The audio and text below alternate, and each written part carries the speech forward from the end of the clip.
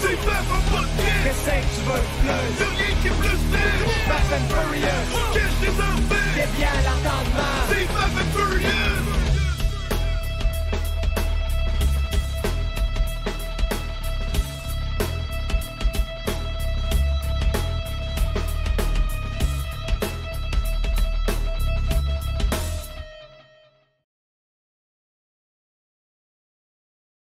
Et voilà, nous sommes live. Bienvenue. Merci tout le monde d'être là ce soir et un gros merci encore à Christian Page d'être avec nous ce soir. Là, je tiens à le dire, on a fait une pré-entrevue et on s'est accordé pour le dessus dans l'entrevue. Oui. Est-ce que ça va bien, Christian? Oui, oui, parfait. Parfait. Parfait. J'attendais que tu me lances sur quelque chose. Oh, oui, oui. Tu sais, moi, je suis un véritable moulin à parole. Hein. Les gens posent une question, puis on est parti pour 15 minutes.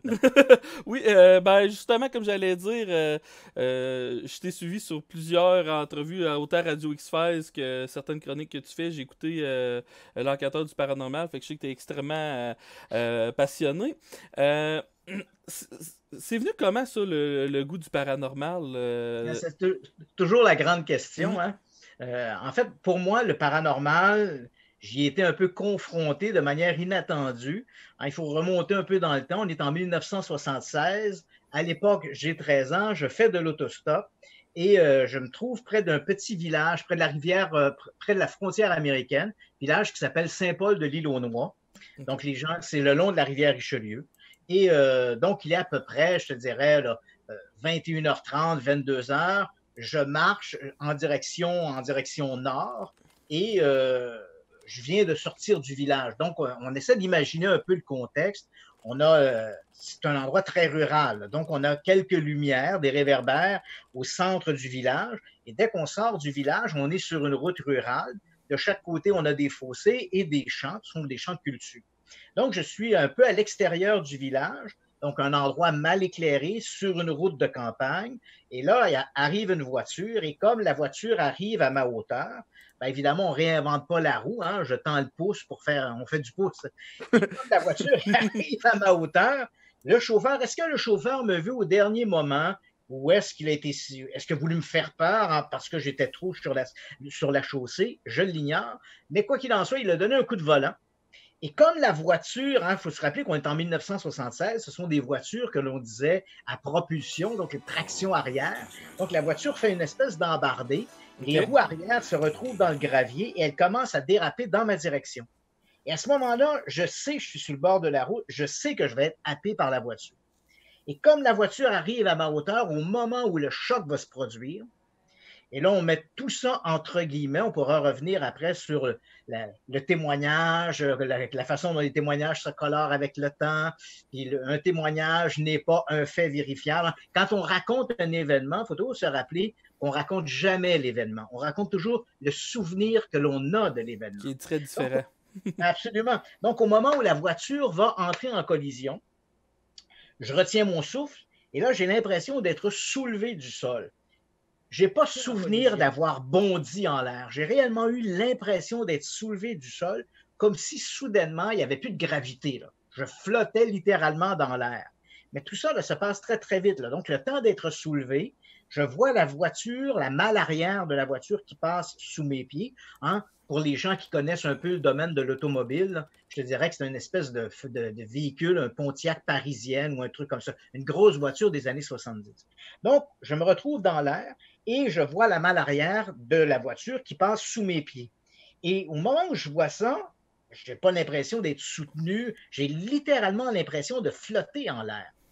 Et je trouve ça évidemment tout à fait extraordinaire. Oui, effectivement. La voiture passe et immédiatement après que la voiture est passée, j'ai basculé vers l'avant, mais je ne suis pas tombé. Hein. J'ai l'impression, un peu comme, je donne souvent l'analogie d'un trapéziste qui aurait un harnais lorsqu'il fait un peu des pratiques. Donc, j'avais l'impression comme si j'avais un harnais et j'ai basculé vers l'avant et j'ai été déposé un peu dans le fossé. Le temps de me relever, je vois la voiture qui s'est replacée sur la chaussée, elle commence à s'éloigner. Je vois les phares arrière de la voiture. Le chauffeur ne s'est pas arrêté. La voiture a simplement continué son chemin. Je me relève. Et là, évidemment, les 10 dernières secondes ont été tout à fait spectaculaires. Et là, je pense à ça, je me dis, c'est incroyable. Et au moment où je suis en train de penser à ça, j'ai l'impression que des mains vont se jeter sur moi, qui vont m'agripper. Des mains vont m'agripper autour des bras, à la hauteur des épaules un peu, et d'autres mains vont m'agripper autour des chevilles. Et là, on me couche sur le ventre, on me soulève du sol et on m'amène dans le champ qui borde la route. Hein, je l'ai expliqué, on est sur une route rurale, on a des champs de culture de chaque côté, donc je fais peut-être un déplacement d'une trentaine de mètres dans le champ en question. Je ne flotte pas en l'air comme si j'étais sur un tapis magique, là. J'ai l'impression d'être réellement déplacé par des gens qui me maintiennent. Donc, il y a une espèce de mouvement, de sciation, de haut en bas, comme si des gens me soutenaient. Et à un moment donné, je commence à entendre des voix. Donc, j'entends une première voix qui est celle qui vient comme s'il y avait l'agresseur, hein, appelons-les comme ça, l'agresseur qui me tient par les chevilles. Il dit, on va le tuer, on va le tuer. Et ce qui me frappe, c'est que la voix n'est pas tout à fait une voix normale. C'est une voix un peu comme si on parlait en se gargarisant, tu vois, on va le tuer. Il y a comme une sorte de vibration dans l'air. Et l'autre chose qui me frappe, c'est que j'ai l'impression que cette voix vient de la hauteur de mes chevilles, comme si la personne qui me tenait par les chevilles, parce que j'avais l'impression de sentir des mains qui m'agrippaient. Oh boy, okay. Et j'entends cette voix et j'ai l'impression que la voix vient de la hauteur de mes chevilles, comme si la personne était une petite personne, un nain. Donc, j'entends cette voix qui dit « on va le tuer, on va le tuer ». Et là, j'entends une autre voix qui n'est pas celle de la personne qui me tient par les épaules, mais comme si devant ces agresseurs, ce groupe d'agresseurs, il y avait un éclaireur en avant qui lui dit « non, on va seulement lui faire peur, seulement lui faire peur ». Est-ce que sentais-tu la peur à ce moment-là? Je suis terrifié. Et cette deuxième voix, elle est semblable à celle du, entre guillemets, du nain. Je dis semblable, elle est semblable par la vibration qu'il y a dans la voix, mais c'est une voix distinctement différente dans son enveloppe sonore. Et j'ai l'impression que cette voix vient, celle-là, d'une personne d'une grandeur normale. Donc, plus haut que je me trouve moi, parce que je suis comme maintenu au-dessus du sol, je te dirais peut-être à 45 cm au maximum là, au-dessus du sol, alors qu'on me déplace.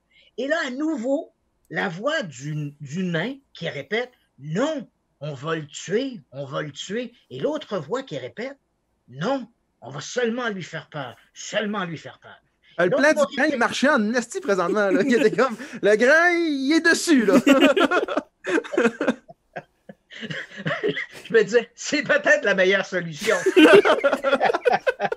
Et donc, on me déplace comme ça et à un moment donné, on me redépose sur le sol. Et là, je sens une pression entre mes omoplates. Et là, je m'attends à recevoir un coup, quelque chose. Et tout s'arrête. Je me rassois. Je regarde autour de moi et il n'y a absolument rien. Il y a le champ vide, personne. D'ailleurs, au moment où on me déplaçait dans le champ, j'avais beau entendre ses voix, j'avais beau sentir ses mains, j'étais un peu comme paralysé, mais je pouvais tourner la tête de gauche à droite et je voyais personne. Et quand ce phénomène s'est arrêté, je me suis retrouvé assis dans le champ, au milieu de rien. J'avais franchi peut-être une trentaine de mètres là, à partir du fossé. Je me suis relevé, puis je suis retourné sur la route et j'ai marché jusque chez moi. Cet événement-là m'a pris plus de temps à vous le raconter ce soir que le temps qu'il a duré dans la réalité.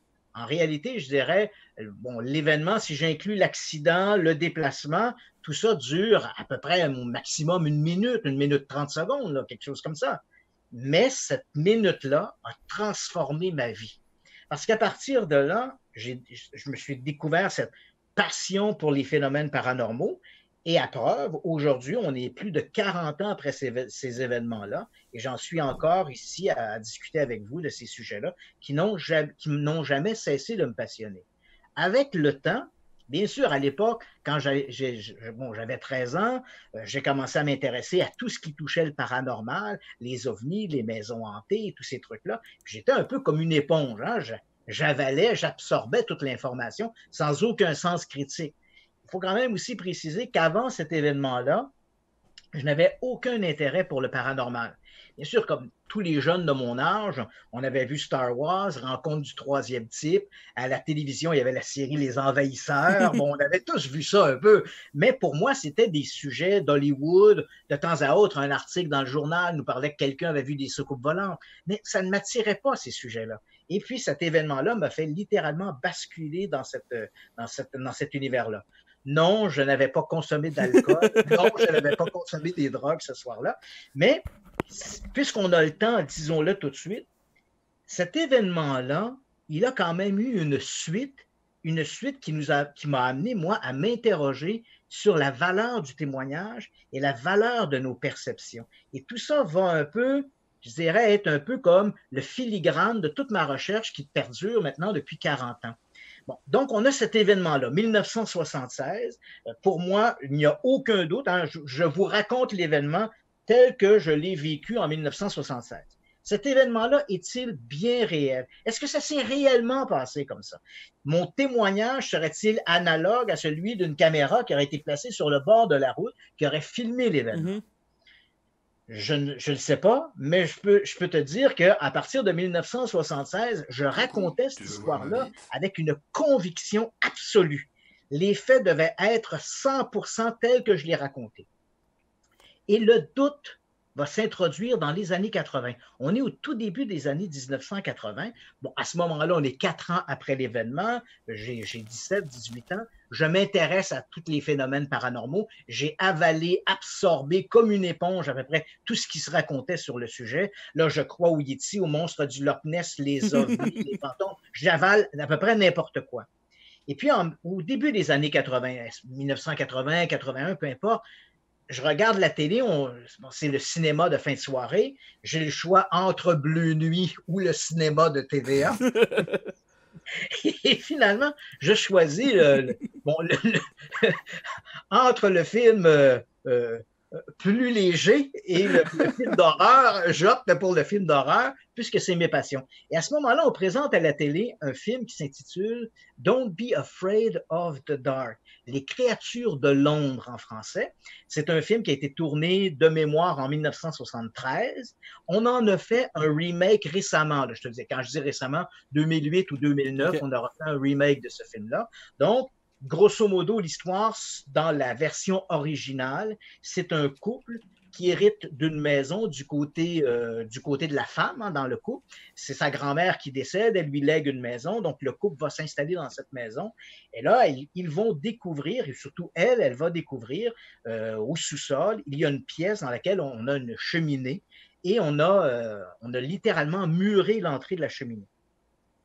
Et curiosité féminine, faut-il croire, elle décide d'ouvrir le mur, malgré que l'un des menuisiers qui travaille sur place, un espèce d'homme à tout faire, qui lui a muré le mur des décennies plus tôt à la demande de la grand-mère, dit à la dame en question, non, votre grand-mère m'a demandé de murer le mur il y a très longtemps, et si elle a fait ça, sachez qu'il y avait une bonne raison, il ne veut pas trop en parler, mais elle finalement décide d'ouvrir le mur, elle va libérer des petites créatures qui vont se mettre à se promener dans la maison.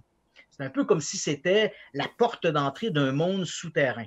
On reprend les mêmes éléments dans le film plus récent, sauf que cette fois-là, c'est une fillette qui va ouvrir le mur et libérer les créatures. Mais revenons à la version de 1973. On a donc cette femme qui ouvre le mur et là, des créatures se mettent à se promener un peu partout dans la maison et ils l'appellent comme s'il souhaitait la ramener dans son antre. Hein, oui, Sally, viens avec nous, viens avec nous. Donc, ils essaient de la ramener vers elle. Et finalement, ils vont réussir à la capturer puis l'amener dans la cheminée. Mais tout ça pour dire que, bon, moi, je regarde ça. Il faut savoir que pour les amateurs de cinéma d'horreur, Don't Be Afraid of the Dark, qui est un film qui avait été fait pour la télévision en 1973, demeure un classique. C'est un film qui avait été, pour l'époque, particulièrement terrifiant. Et les cinéphiles se rappellent, qui ont vu le film, en gardent certainement un très beau souvenir. Et là, donc, je regarde ce film-là. Bon, tout est assez banal, hein, les créatures, la maison. Bon, je suis là avec mon sac de chips. Et voilà qu'arrive la scène de la salle de bain. Donc, la dame est sous la douche Et là, deux des créatures entrent dans la pièce. Et je rappelle, hein, ce sont des créatures qui font à peu près 30 cm au maximum là, de grandeur. Donc, on a deux créatures qui entrent dans la pièce. Et l'une d'entre elles tient un rasoir coupe-chou, hein, les fameux rasoirs droits là, qu'on ouvre en deux. Là. Donc, il y en a une qui tient son rasoir coupe-chou, elle entre, et l'autre est juste derrière. Et là, soudain, l'une d'entre elles dit « On va la tuer, laisse-moi la tuer. » Et l'autre de répondre « Non, on va seulement lui faire peur, seulement lui faire peur. » Et l'autre de reprendre à nouveau « Non, laisse-moi la tuer, laisse-moi la tuer. » Ça ne pouvait pas être un hasard. C'est-à-dire que, je ne dirais pas les voix étaient identiques, mais la tonalité des voix était très semblable. Le verbatim des mots était à peu près les mêmes. Il y avait une espèce d'élément, une espèce de climat là-dedans qui ne pouvait pas être dû au hasard. Entre mon expérience et ce que je voyais là, il y avait certainement une connexion quelque part. Il n'y avait pas un de tes fans, je t'avais entendu parler de cette histoire-là à la radio, il n'y avait pas de tes fans qui avaient vérifié si le film avait passé de 73 à 76 quand l'histoire est arrivée?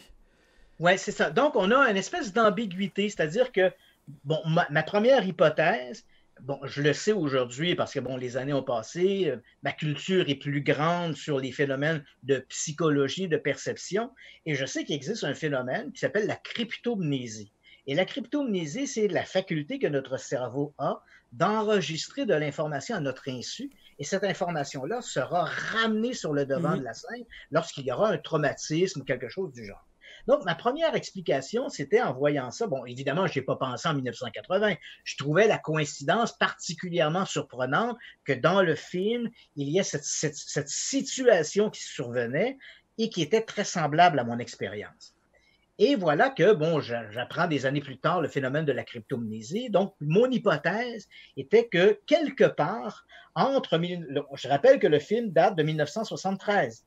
Donc, quelque part, entre 1973 et 1976, je me suis dit, peut-être que je me suis retrouvé quelque part, peut-être chez moi, peut-être chez des amis, où le film était présenté à la télévision, et je l'ai peut-être entendu venant de la pièce voisine. Hein? Bon, le film jouait dans le salon, moi j'étais dans la cuisine avec des amis, par exemple. J'aurais pu entendre ces éléments-là, et au moment de l'événement sur le bord de la route, peut-être qu'une partie de l'expérience est réelle. Le fait que la voiture ait failli me renverser, me happer. Est-ce que c'est moi qui suis tombé dans le fossé? Et là, par un phénomène de cryptomnésie, j'ai imaginé cette scène de l'agression en faisant appel à des souvenirs enfermés dans ma mémoire. C'est l'hypothèse que j'ai proposée.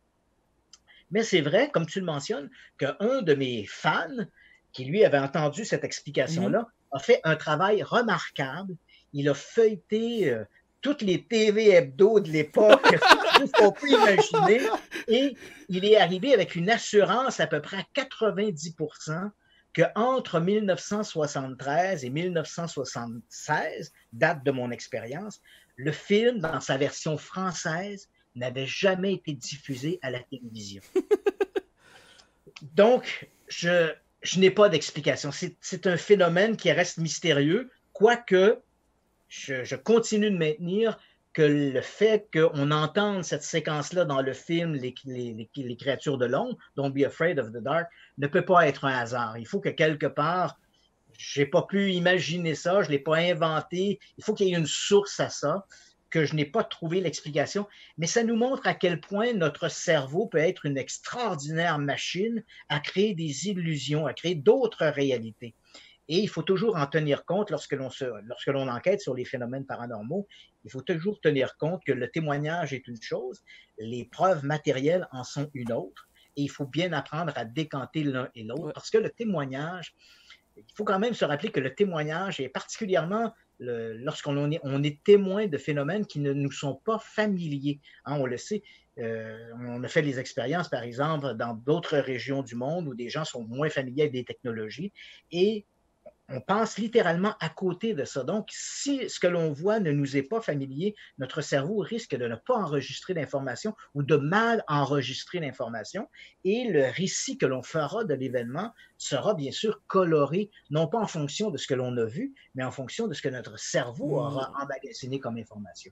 Donc, dans le domaine du paranormal, puis je ne veux pas te couper la Non, parole, il y a mais vraiment pas de je viens de problème. dire que dans le domaine du paranormal, il faut être excessivement prudent. Je ne saurais davantage insister là-dessus. Il faut être excessivement prudent avant de donner trop d'importance aux témoignages oculaires lorsque l'on rapporte des événements.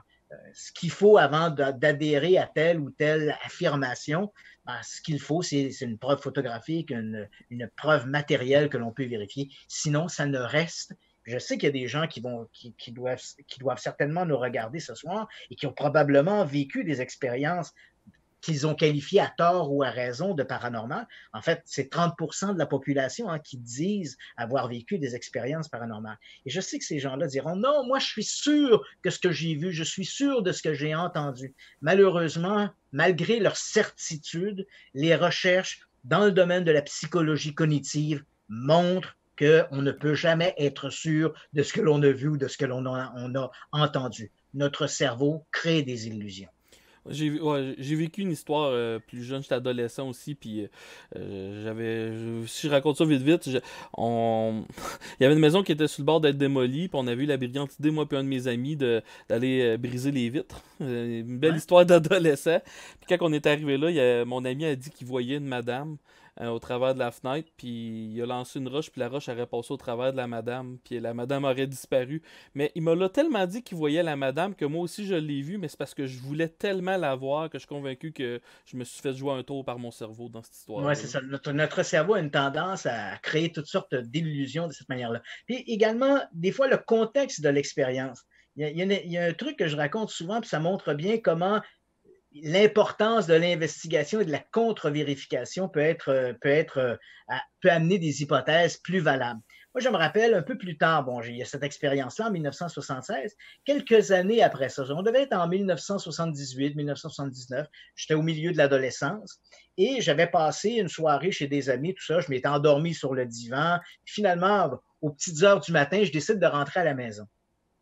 Et là, je marche, encore là, c'est une région, j'habite Saint-Jean-sur-Richelieu à cette époque-là, et je suis un peu à l'extérieur de la ville, c'est une route un peu rurale.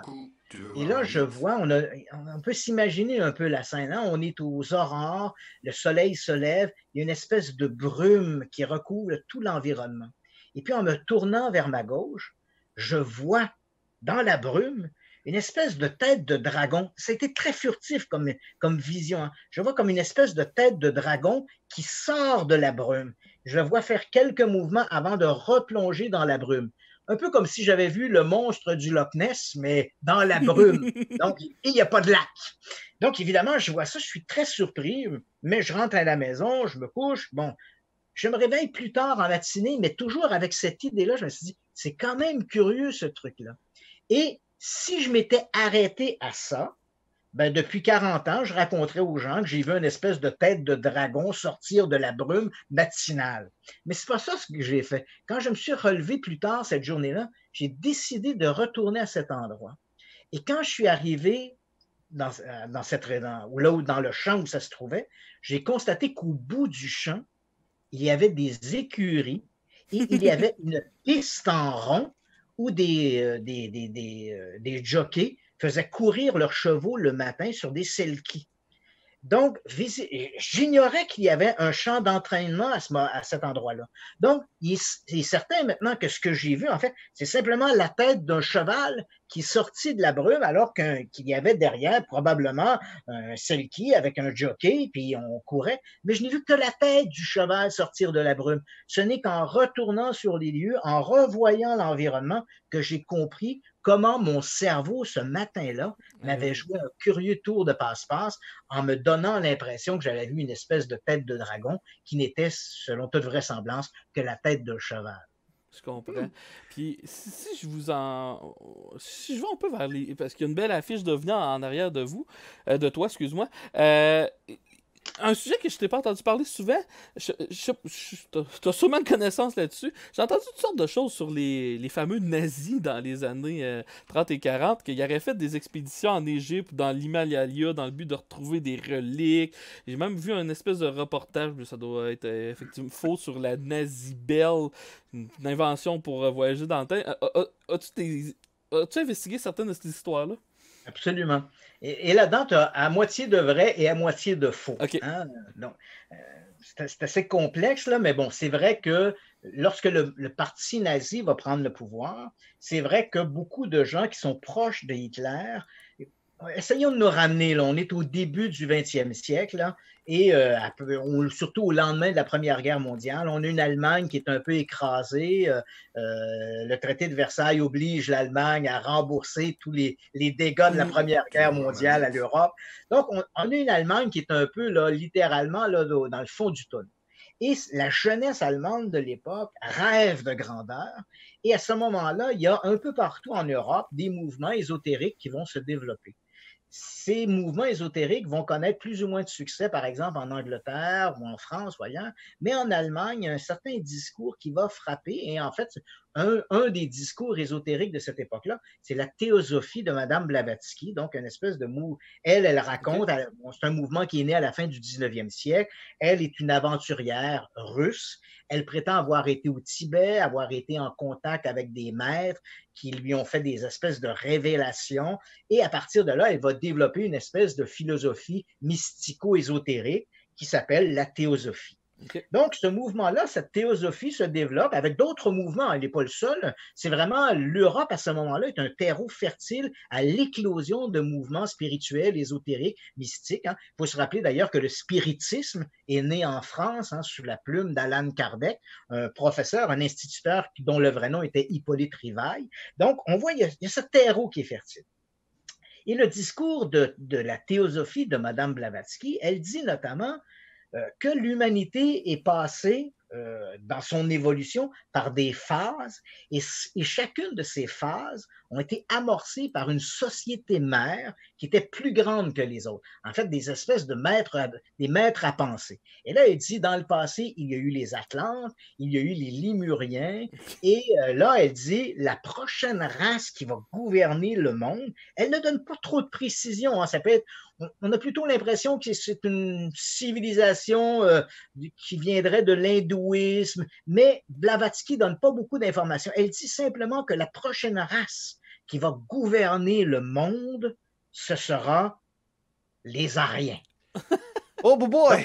Donc, quand on entend le mot arien, beaucoup de gens ne savent pas d'où vient ce mot-là, les Aryens. Mais les Aryens viennent de ce mot-là qui était produit, qui a été présenté par Madame Blavatsky, qui, elle, disait, voilà, la prochaine race qui va gouverner le monde, ce sont des Aryens.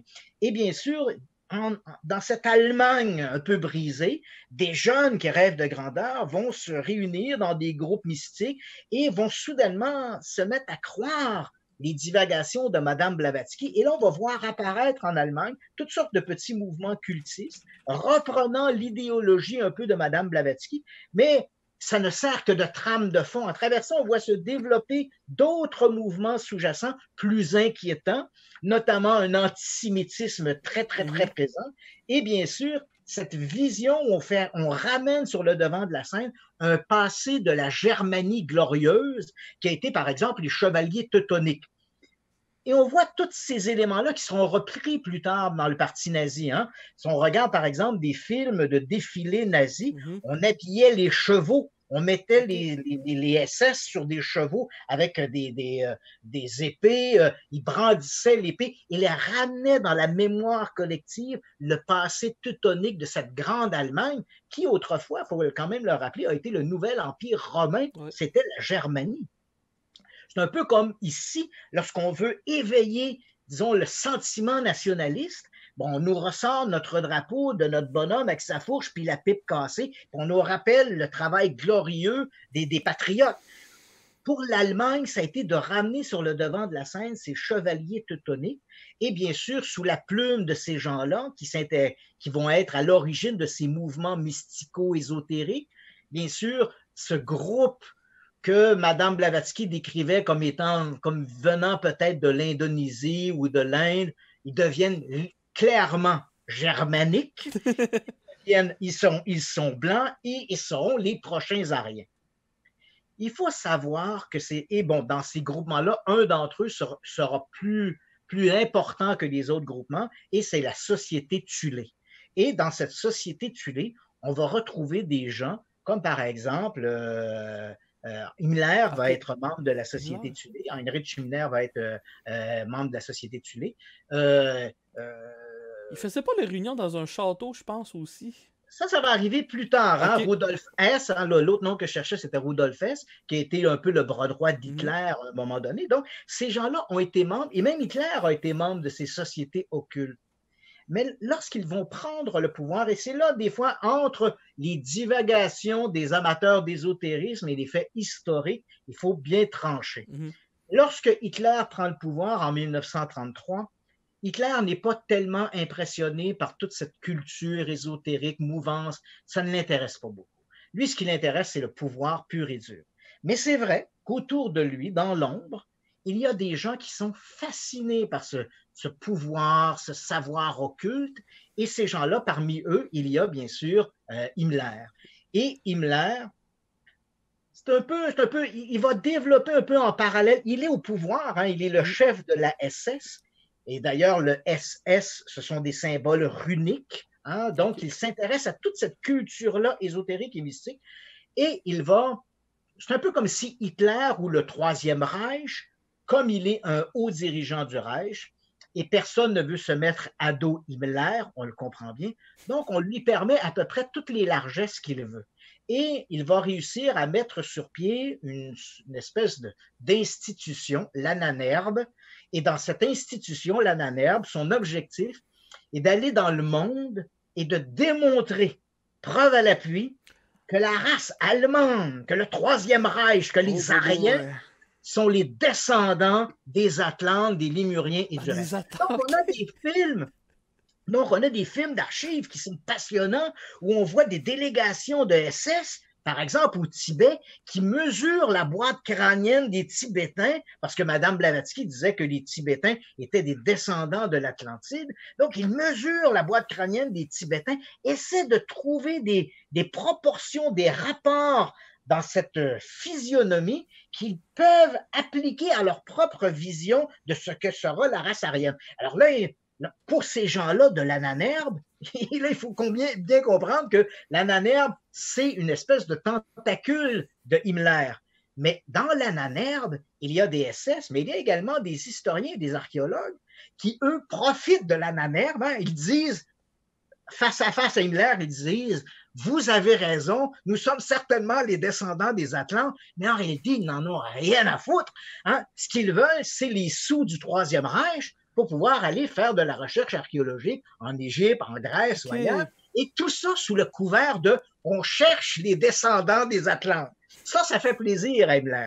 Mais c'est de la folie, ça. La Nanerbe, ça ne sert à rien, c'est ridicule. Mais ça convainc Himmler, ça vient un peu ajouter à ses propres croyances. Et j'arrive à ton histoire de château. Lorsque Hitler va donner à Himmler le mandat d'être le dirigeant de la SS, Himmler, dans ses folies de grandeur, va louer un château. En fait, il le loue $1 par année. Donc, il loue un château à Wewelsburg. Et ce château-là, c'est un château triangulaire. Et il imagine que ce château-là sera, après la guerre, deviendra le nouveau centre de la Germanie. Ce sera la grandeur d'autrefois. Et là, il va faire construire dans le château, je sais pour l'avoir visité, quand on entre dans le château, il y a une salle basse où au milieu du plancher, il y a une espèce, ce qu'on appelle un soleil noir, parce que dans ses visions occultes, Himmler s'alimentait à peu près à tous les râteliers. Donc, tout ce qu'il voyait dans la culture ésotérique, mystique, qui faisait son affaire, qui ajoutait à la grandeur de ses visions de la race aryenne et ramassait à peu près n'importe quoi. Et dans ces visions-là, on disait que la Terre était creuse, qu'au centre de la Terre, il y avait un soleil noir et qu'à l'intérieur de la Terre vivaient les maîtres du monde. Donc ça, c'est quelque chose qui a résonné avec Himmler. Donc quand on entre dans le château de Wewelsburg, l'une des premières choses que l'on voit au sous-sol, c'est ce grand soleil noir qui est sur le plancher. Et là, il avait fait construire des espèces de podiums où éventuellement, il imaginait des espèces de soirées où des maîtres SS avec des épées rendraient gloire à l'ancien passé de la Germanie d'autrefois en se prétendant les descendants des Atlantes. Ça ne s'est jamais produit parce que cette partie-là du château n'a jamais été complétée. On comprend par l'effort de guerre, les sous que Himmler voulait investir dans son nouveau Reichstag n'ont jamais été donnés. Ils ont été ramenés à Berlin pour supporter l'effort de guerre et tout ça est tombé un peu aux côtés de la plaque. Mais cette partie-là de l'histoire, elle est tout à fait vraie. C'est-à-dire que, oui, le Troisième Reich a tiré les ficelles. Alors pour Hitler, l'idée de la Germanie, les chevaliers teutoniques, les chevaux qui défilaient dans les rues avec des costumes quasiment médiévaux, tout ça, c'était simplement pour raviver cette volonté ou cette soif idéologique et la soif, évidemment, nationaliste. Pour Hitler, ce n'était qu'un outil de propagande. Okay. Pour Himmler, c'était en fait une projection d'une espèce de culture, de croyance à laquelle il adhérait à 100%. Donc, cet élément-là, lorsque les amateurs d'ésotérisme ou de mysticisme nous parlent du Troisième Reich, ils nous disent, oui, c'est vrai que le Troisième Reich avait des racines occultes. Ça, c'est vrai. Lorsqu'on se met à nous parler de leurs inventions, la fameuse cloche dont tu parles, les soucoupes nazies, les soucoupes volantes nazies, etc., ça, c'est de la foutaise, absolument de la foutaise. En fait, les récits de soucoupes volantes, par exemple, qu'on associe aux nazis, probablement que beaucoup de gens qui nous regardent ce soir, qui ont probablement vu ces images de la soucoupe avec le logo nazi dessus. Donc, tout ça apparaît en fait beaucoup plus tardivement. C'est dans les années 1950 que ces histoires, donc après la Deuxième Guerre, tout ça n'existe pas. Hein. Il n'y a pas de soucoupe nazie, il n'y a pas rien. C'est vrai que les Allemands avaient quand même un pas d'avance en technologie, notamment en technologie de l'aéronautique sur le reste de l'Europe. Donc, ils avaient les bombes volantes, les V1 et les V2, c'était eux qui les avaient inventées. Et donc, après la Deuxième Guerre mondiale, là, je ne veux pas embêter vos téléspectateurs ce soir avec des histoires, en donnant un cours d'histoire, là. Mais après la Deuxième Guerre mondiale, quand l'Allemagne, le Troisième Reich s'est effondré, évidemment, tout le savoir allemand a été partagé entre les Américains, les Britanniques et les Soviétiques de l'époque. Et dans une opération qu'on a appelée l'opération Paperclip, les Américains ont récupéré le savoir allemand et particulièrement le savoir dans le domaine de l'astronautique. De la fusée. Et c'est comme ça qu'on a récupéré celui qui va mettre au point les fameuses fusées Saturne V qui vont permettre d'envoyer éventuellement les hommes sur la Lune, Wernher von Braun, qui va devenir un peu le père du programme spatial américain, mais qui est quand même le créateur des fusées V1 et V2. Est-ce que von Braun est-ce qu'il était un nazi comme on l'imagine? Il était membre du parti nazi, bien sûr, mais est-ce qu'il était un nazi? Je pense qu'il était comme des millions de gens en Allemagne. Il était membre du parti parce qu'il tirait profit des sous pour pouvoir développer des technologies. En fait, von Braun était un ingénieur en aéronautique et c'était ça sa véritable passion. Puis on était en guerre. Donc, quand on est en guerre, on se bat contre l'ennemi. Bon. Et donc, il faut quand même un peu tempérer. Mais à ce moment-là, quand l'Allemagne s'effondre, après, lorsque le Troisième Reich, c'est la fin du Troisième Reich, il n'y a pas de ces histoires de cloches qui voyagent dans le temps, les soucoupes volantes nazis, tout ça n'existe pas. Les nazis, le Troisième Reich ont développé les fusées V1, V2, mais ils ont développé, et ça c'est un élément important, ils ont développé un espèce d'avion à propulsion qui est l'Otterten 020H29 et qui est un avion qui ressemble à une aile volante. Et malheureusement, c'est un avion qui était dans sa conception qui est extraordinaire. Malheureusement, petit détail, les ingénieurs qui ont fait le moteur et les ingénieurs qui ont fait la carlingue, le véhicule lui-même, l'avion, ils ont fait le moteur était un peu trop gros, puis n'entrait plus dans la cage qui avait été conçue pour recevoir le moteur. Donc finalement, l'Otterten n'a pas pu être utilisé, le Horten 29 n'a pas pu être utilisé parce qu'on était à la toute fin de la guerre là, à ce moment-là. Donc, on se dit, on pourrait utiliser cet avion-là pour combattre l'ennemi. Malheureusement, il ne sera pas utilisé. Donc, oui, ils avaient un pas d'avance dans l'imagination sur le plan de l'aéronautique pour développer des avions, donc dont le fameux Horten 29. Et c'est vrai également qu'ils ont inventé des fusées, les bombes volantes. Et la technologie allemande s'arrête à peu près à ça. Imaginez, soyez certains que si Hitler avait eu des soucoupes volantes capables de voyager à 4 ou 5 fois la vitesse du son, ou s'il y avait eu une cloche pour pouvoir se déplacer dans le temps, il l'aurait utilisé. Rappelons-nous que quand le Reich est tombé, on avait des gamins de 10-12 ans avec des des habits de nazis trop grands pour eux, qui étaient dans les rues, qui essayaient de manier des Mauser qui s'enrayaient à tout bout. C'était épouvantable. Hein? La fin de la guerre, c'est un drame humain de voir ça, comment on a réussi à endoctriner ces enfants-là qui ont servi de la dernière garde pour protéger le bunker d'Hitler. Et croyez-moi, si les Allemands avaient eu cette fameuse technologie, ils l'auraient utilisée. Mais on voit apparaître donc dans les années 50, les années 60, cette idée qu'il y aurait eu une espèce de programme secret où les Allemands auraient eu, parce que ça fait un peu fantasmer les Allemands. C'est quelque chose qui à la fois est épouvantable, mais en même temps, on aime haïr les Allemands. C'est des bons méchants. Hein, quand je dis des bons méchants, et on comprend aussi hein, dans les films Raiders of the Lost Ark et The Last Crusade, les Indiana Jones, on ramène les méchants Allemands. Hein, c'est des méchants qu'on aime, les Allemands, parce que ils ont des beaux costumes, puis ils ont de la discipline, ils ont quelque chose, les Allemands. Et donc, il y a une espèce de fantasme qui va entourer ça, et on se met à s'imaginer toutes sortes de trucs, mais qui ne reposent absolument sur rien. Donc, oui, les Allemands, oui, l'Allemagne nazie avait des racines occultes. Oui, certains membres du parti nazi étaient passionnés par ça. Oui, c'est vrai qu'ils ont développé une technologie qui était un peu avant-gardiste sur leurs voisins européens. Mais bon, on n'est pas ici dans une histoire sensationnelle où on a toutes sortes de trucs qui sortent tout simplement de la science-fiction. Ça, c'est de la foutaise. Parfait. Je vais laisser la chance à Jeff de poser une... Non, ben moi, j'avais une question tellement simple, puis je suis curieux de savoir ça. Est-ce que vous avez dans le fond, une théorie de complot ou quelque chose du genre que vous travaillez encore dessus parce que vous n'avez pas réussi à percer, à savoir si c'est vrai, si c'est pas vrai, que ça n'arrête pas de vous gruger les pensées en arrière à dire « Ah, j'ai pas exactement la vraie réponse à cette théorie-là. » Y en a-t-il une en particulier? En fait, il y a plein de trucs qui touchent le paranormal, qui me fascinent, pour lesquels je n'ai pas de réponse. Les théories du complot, ça, j'avoue que c'est un peu... J'ai mis ça un peu de côté, les théories du complot. Puis je vais expliquer pourquoi.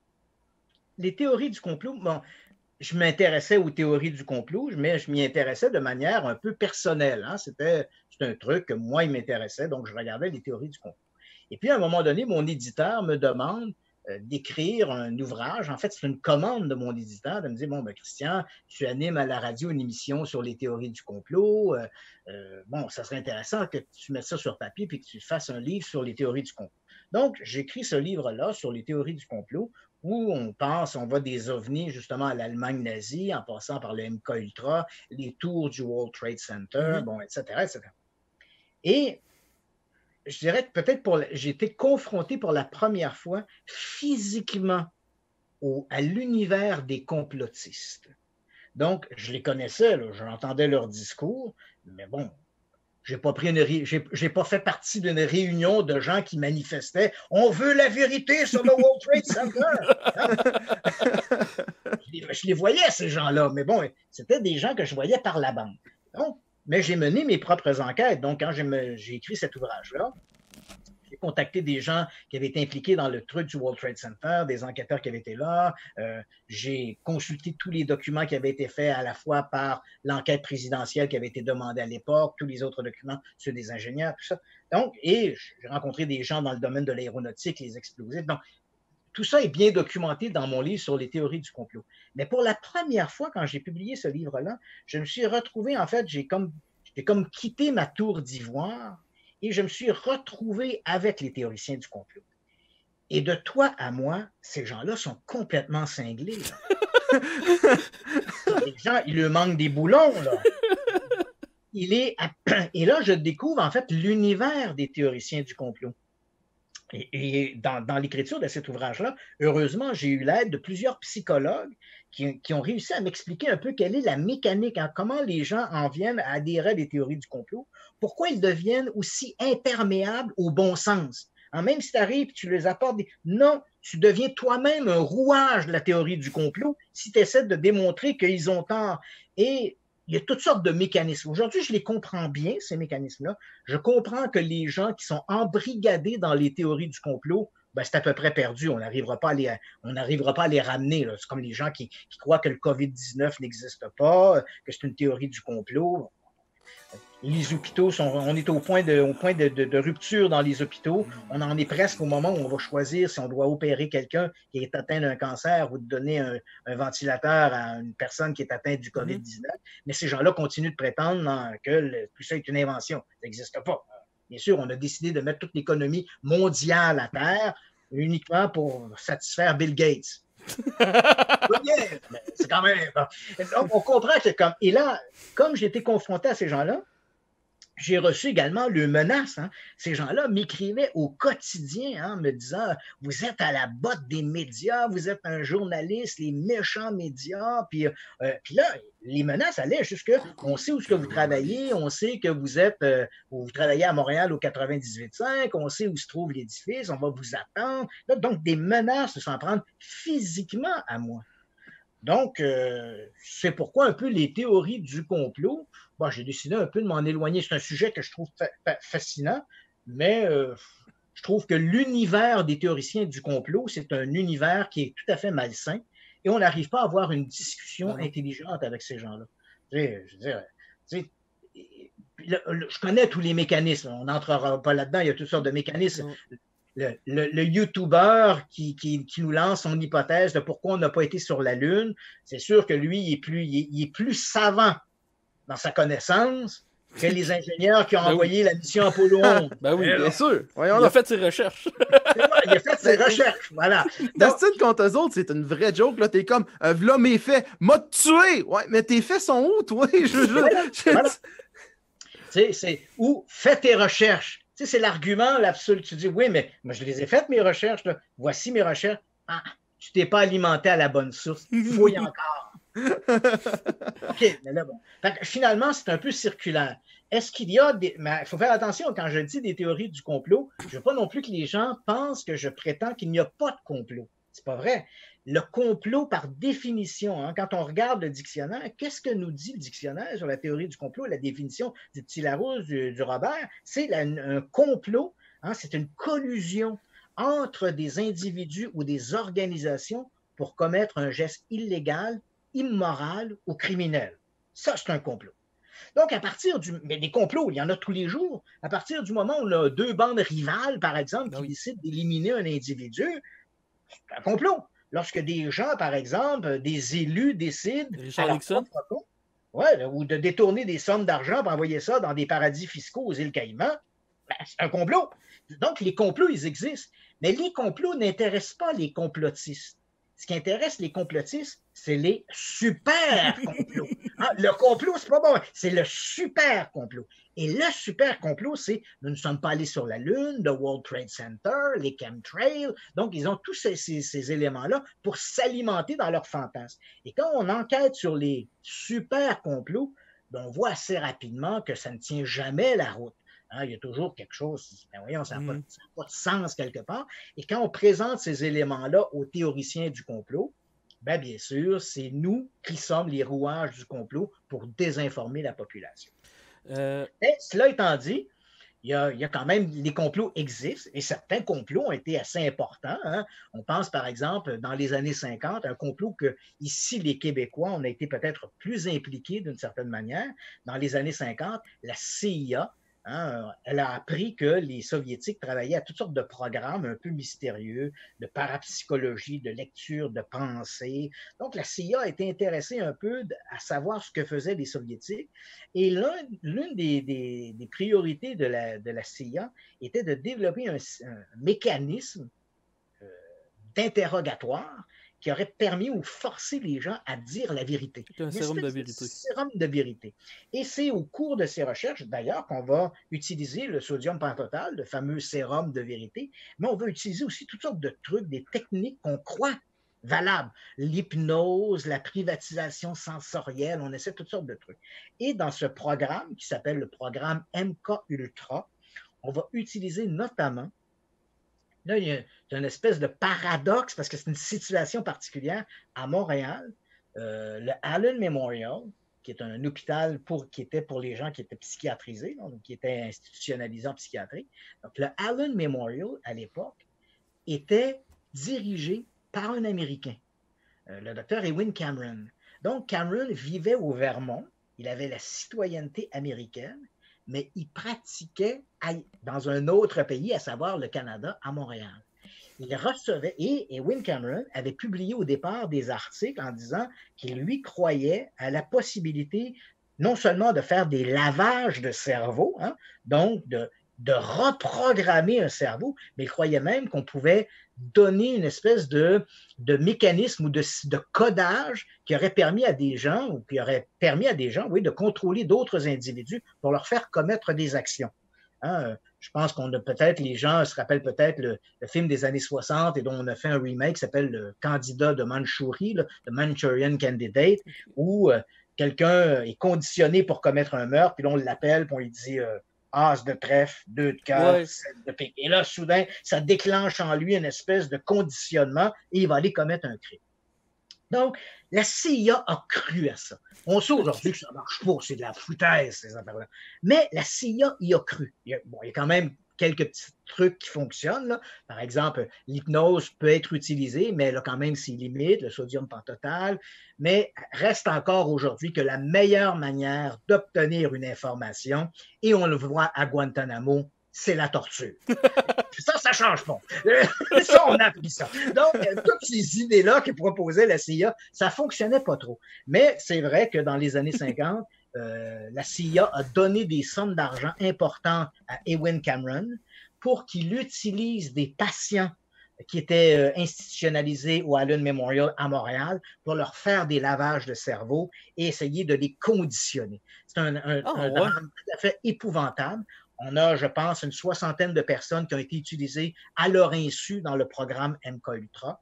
Et éventuellement, et ça, c'est pas une théorie du complot, ce sont des faits vérifiés.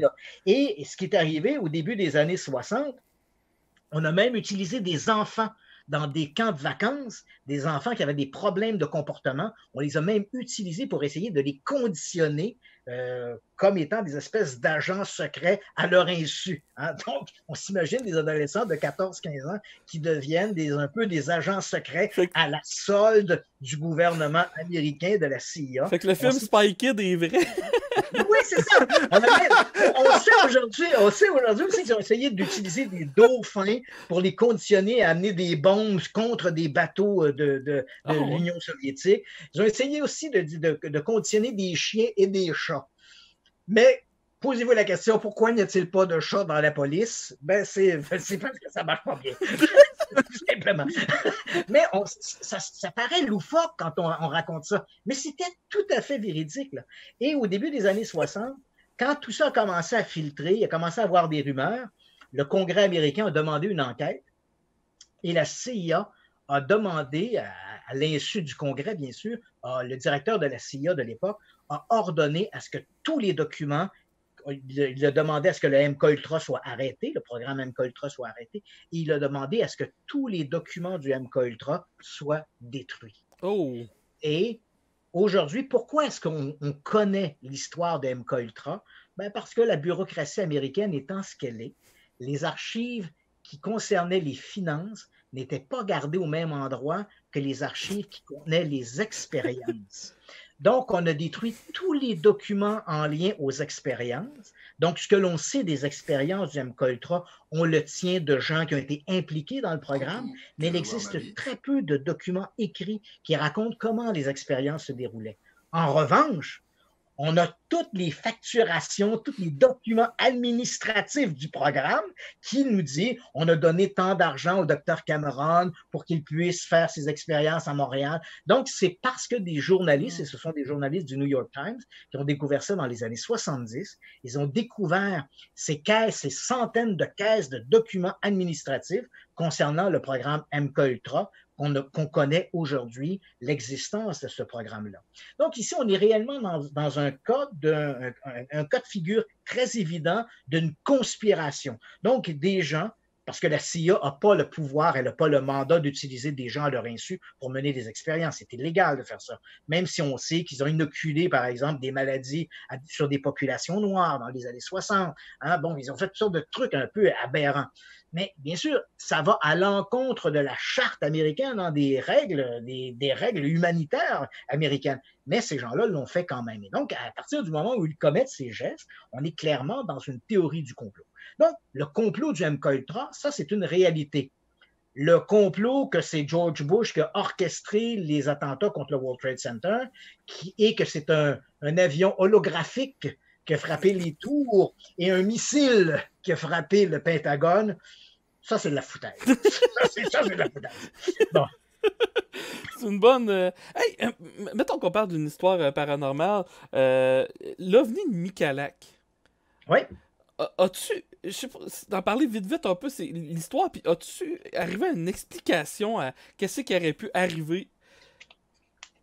L'affaire Michalak, c'est pour moi l'une des 10 meilleures histoires d'OVNI de tous les temps. Oh, OK. Et c'est une histoire d'OVNI pour laquelle je n'ai pas d'explication. Ah, OK, bon. Donc, pour les gens qui nous regardent, je rappelle un peu les faits. Hein? Bon, Stephen Michalak, c'est un mécanicien industriel. Il habite à Winnipeg et on est sa passion, hein? Bon, bien, son travail, c'est mécanicien industriel, mais sa passion, c'est la prospection, la prospection minière. Et il a fait ce qu'on appelle des claims, hein? Il a demandé des droits d'exploitation sur certaines petites parcelles de terrain au Manitoba. Et donc, ce qui nous amène à cet événement tout à fait extraordinaire, on est le 20 mai 1967. Donc, Michalak arrive, en fait, il quitte Winnipeg, il prend l'autobus, il se rend à Falcon Lake, qui est un endroit, là, un endroit très connu des plaisanciers. Hein. C'est un endroit qui est très populaire. Je n'irai pas jusqu'à dire que c'est une station balnéaire, mais c'est très populaire pour les vacanciers. Donc, on est tout près de la frontière de l'Ontario. Donc, il se rend à Falcon Lake. Il arrive la veille, donc le 19 mai. Il dort au motel et le lendemain, assez tôt en matinée, il quitte le motel avec son sac à dos et tout son attirail de prospecteur. Et là, il se rend dans un parc forestier qu'on appelle le parc de Whiteshell. Et ce qu'il va raconter, hein, il dit un peu aux alentours de midi, il avait trouvé une espèce de gros rocher, il y avait une veine de quartz qui lui semblait particulièrement intéressante. Donc, il a un peu tapoté sur le rocher et puis, comme c'est l'heure du midi, il se met à l'ombre du rocher, sort son dîner, un sandwich, et là, il entend une espèce de vrombissement dans l'air. Il regarde et voit apparaître deux objets qui ressemblent. Au début, il a l'impression que ce sont des espèces de cigares lumineux qui ont une couleur d'un rouge incandescent et qui semblent pulser littéralement. Et au moment où il voit donc ces deux objets en l'air qui se rapprochent vers lui. Au fur et à mesure où les objets se rapprochent, Michalak constate que ces objets-là ne sont pas des cigares, mais ce sont plutôt des disques et qui ont cette couleur un peu rougeâtre. L'un de ces objets va se poser à quelques mètres à peine de Michalak, mettons 10 ou 15 mètres de Michalak. Il le voit bien, là. Et l'objet se pose sur une espèce de gros rocher, ou une espèce de monticule rocheux. L'objet se pose là-dessus. Michalak constate qu'au moment où l'objet se pose sur le sol, il cesse d'illuminer de cette couleur rougeâtre. Il redevient d'une espèce de gris métallisé, un peu comme de l'aluminium ou de l'acier. Et là, l'autre objet reste en l'air pendant quelques minutes et puis ensuite il s'éloigne. Donc, Michalak, il est tout près de cet autre objet qui est au sol. Il n'y a pas vraiment de bruit. L'objet est là. Il a un aspect métallique. Michalak, de sa position, a bien le temps de le détailler. Il a même le temps d'en faire un dessin dans un calepin. Il ne voit pas de rivet. Hein. Je rappelle que c'est un mécanicien industriel, donc il connaît bien un peu ce qui se fait dans l'industrie. Il ne voit pas de rivet, ne voit pas de traces de soudure sur l'objet. Mais à aucun moment, bon, l'objet, il ressemble à une espèce de bol renversé avec un dôme par-dessus. Il y a une espèce, sur le dôme, il y a des ouvertures, comme des fentes, d'où sort une lumière qui lui semble un peu comme violette. Et sur la base de l'objet, donc sur la partie basse du bol, il y a une espèce de grille qu'il a vue qui ressemble à une grille de ventilation, d'où sort également cette même luminosité rose-violet. Donc, Michalak détaille l'objet.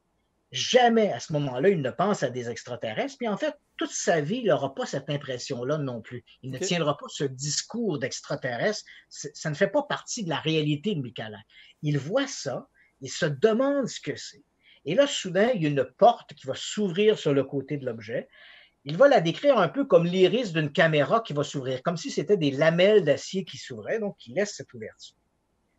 Et il y a cette même couleur, cette même lumière rose-violet qui sort de cette ouverture. Et Michalak sent une odeur de caoutchouc, de plastique brûlé. Il est persuadé à ce moment-là que cet engin est un engin militaire. Canadien, américain, soviétique, peu importe, mais c'est un engin militaire. Et là, il se rappelle toutes sortes de dessins qu'il a vus dans les journaux. Parce qu'on se rappelle, on est en 1967, c'est le début du programme Apollo. Hein, on vient de terminer le programme Gemini, on passe au programme Apollo. Et déjà, les journaux nous annoncent que d'ici 1 an ou 2, des hommes iront sur la Lune. Donc, Michalak se dit, ça doit être l'une de ces machines. Ça doit être les Américains qui testent les engins spatiaux. Alors, quand la porte s'ouvre et qu'il sent cette odeur de caoutchouc brûlé, Michalak s'approche, hein, il sort derrière son rocher, et là, il lance comme ça en anglais, il dit « Hey, les Yankees, avez-vous besoin d'aide? » Pas de réponse. Michalak est polyglotte, il parle 6 langues. Hein, il parle le polonais, il parle le russe, il parle le français, l'anglais.